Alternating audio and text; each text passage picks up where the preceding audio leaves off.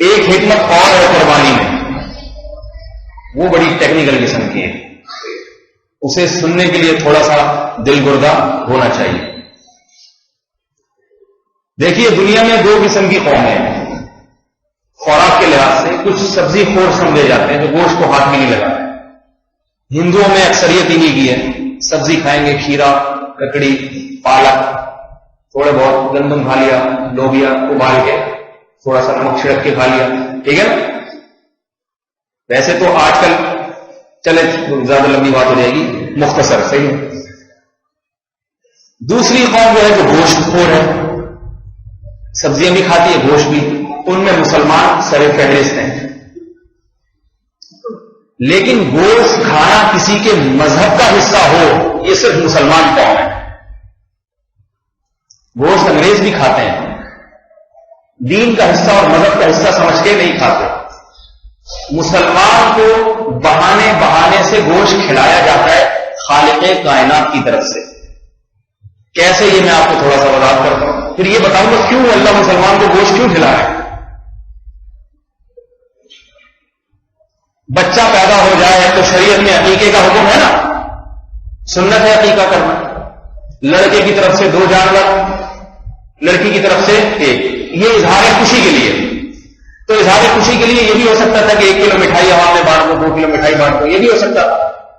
یہ بھی ہو سکتا تھا کہ اظہار خوشی کے لیے اتنا لوبیا ابال کے پکا کے کھا جاؤ، لوگوں کو کھلا۔ گوشت رکھا ہے، پھر گوشت میں مرغی بھی ہو سکتی تھی، جو 2 بکرے نہیں کر سکتا 10 مرغیاں کر لے۔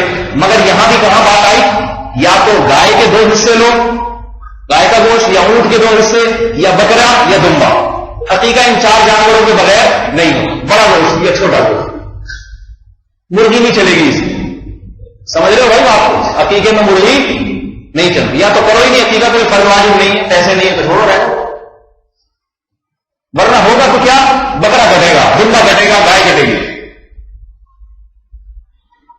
تو اب جب عقیقہ سنت انسان زندہ کرے گا تو اس کے لیے ظاہر گوشت اس کے پیٹ میں اترے گا، خود بھی کھائے گا، دوسرے مسلمانوں کو بھی کھلائے گا۔ دوسری عبادت ہے ولیمہ۔ اسلام میں 3 ہی کھانے ہیں، یاد رکھیں، یہ صبح شام 24 گھنٹے کے کھانے ہیں۔ تیجے کا کھانا، مردوں کے کھانے، 40ویں کے کھانے، یہ مردوں کے کھانوں کا اسلام میں کوئی تصور نہیں ہے۔ سمجھ رہے بات کو، ابا مر گئے، کتنے دن مردے کھا رہے ہیں بیٹھ کے، گایاں کٹ رہی ہیں، یہ کیسے عجیب بات ہے کہ موت واقع ہو رہی ہے اور گایاں بکرے کٹ رہے ہیں اس پہ۔ یہ احمقانہ حرکتیں اسلام میں نہیں ہیں، خوب یاد رکھیں۔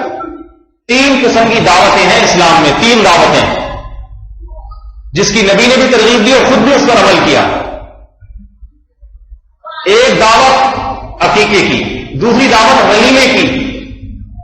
ولیمے میں بھی سنت ہے گوشت کھانا اور کھلانا۔ عبد الرحمن بن عوف رضی اللہ عنہ نے نکاح کیا، اللہ کے نبی نے پوچھا یہ خوشبو کیسی؟ فرمایا یا رسول اللہ میں نے نکاح کیا ہے۔ آپ نے فرمایا اولم ولو بشاۃ، ولیمہ ضرور کرو اگرچہ ایک بکری کے ذریعے کیوں نہ ہو، ایک بکری کاٹنی پڑے، ایک دمبا کاٹنا پڑے، ولیمہ ضرور۔ وہاں بھی کس چیز کا ذکر کیا؟ دمبے اور بکری کا۔ یہ نہیں کہا کہ 1 کلو کھجور کھلا دو لوگوں کو، گوشت کا ذکر ہے۔ اسی وجہ سے امام محمد رحمۃ اللہ علیہ، امام ابو حنیفہ کے شاگرد، انہوں نے لکھا ہے کہ قربانی کا جو جانور ہے، قربانی کا جانور، اس میں جتنے لوگ حصے ہوں وہ عبادت والے حصے ہونے چاہیے۔ عقیقے کا حصہ قربانی کے جانور میں ڈالا جا سکتا ہے کیونکہ عقیقہ عبادت اور بقرعید کی قربانی والا تو ہے ہی ہے۔ انہوں نے لکھا کہ ولیمے کا حصہ بھی ڈالا جا سکتا ہے امام محمد کی رائے کے مطابق، کیونکہ ولیمہ کرنا بھی عبادت ہے۔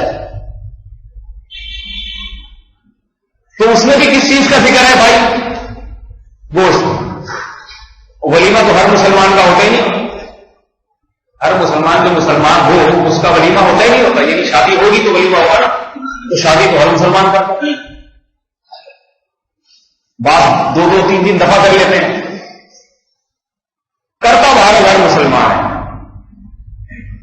لہذا ہر مسلمان کو اس موقع پر بھی گوشت کھانا پڑتا ہے۔ بچے کی ولادت میں بھی سبزی خور ہوگا تو بچے کی ولادت کی خوشی نہیں منا سکتا، سبزی خور ہوگا تو ولیمے پہ لوگوں کو مسور کی دال کھلا کے خوشی منائے گا، ککڑیاں کھیرے کھلائے گا، پان کھلائے گا، گوشت اور کھلائے گا بھی تو کھا نہیں سکتا، مجبوراً اس موقع پر گوشت کتنا ہی گوشت سے پرہیز ہو، کچھ دو نوالے تو کھانے ہی پڑیں گے. اور تیسری ہے بقرعید، جس میں تو بہت رج کے کھاتا ہے. اس میں اللہ نے روزہ رکھنے کو حرام قرار دے دیا 4 دنوں میں، 10، 11، 12، 13 ان 4 دنوں میں روزہ رکھنا حرام، تاکہ مسلمان گوشت کھا سکے. ایسا ہو یہ کہ میرا روزہ ہے، اس میں نہ چاہتے ہوئے بھی 2 نوالے تو بہرحال حلق میں اتارنے پڑے.